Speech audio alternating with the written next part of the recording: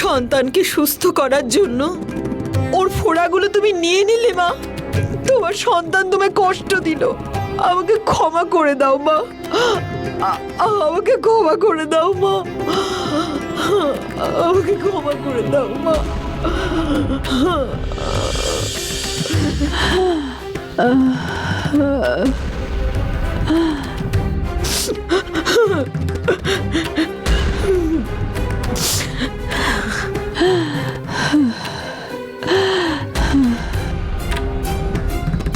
মায়ের আশীর্বাদে তুমি সুস্থ হয়ে গেছো।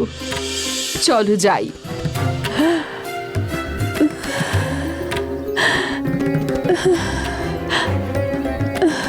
চলো যাই এবার।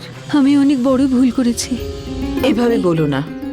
আপনি শুয়ে প্রদক্ষিণ করার সময় মনে হলো যেন সাপ ঘুরছে। এটা কি আমার মনের ভুল? মনের ভুল নয়, সত্যি। আমি কে সেটা তোমাকে দেবী নিজে দেখিয়েছেন। আরও জানতে পারবে আমার সম্বন্ধে। তোমার মনে নিশ্চয়ই প্রশ্ন জাগছে, আমি মানুষ নাকি নাগ কন্যা? নাগ কন্যা? এটাই সত্যি। এখানেই দেবীর সেবা করি আমি, একজন মানুষ রূপে। আমি শিব নাগ। না না, আমি বিশ্বাস করতে পারছি না। এর থেকে বেশি কিছু আমার কাছে জানতে চেও না। আমি যা বললাম তা যেন কেউ জানতে না পারে। কেউ যদি জানতে পারে তাহলে তুমি নির্বংশ হবে। যাও। মা, আমি কোনো কিছু না জেনেই আপনার সঙ্গে প্রতিযোগিতা করে ফেলেছি। আমি জানতাম না আপনি কে। আমাকে ক্ষমা করে দিন মা। যা ঘটেছে জেনে বুঝে করনি।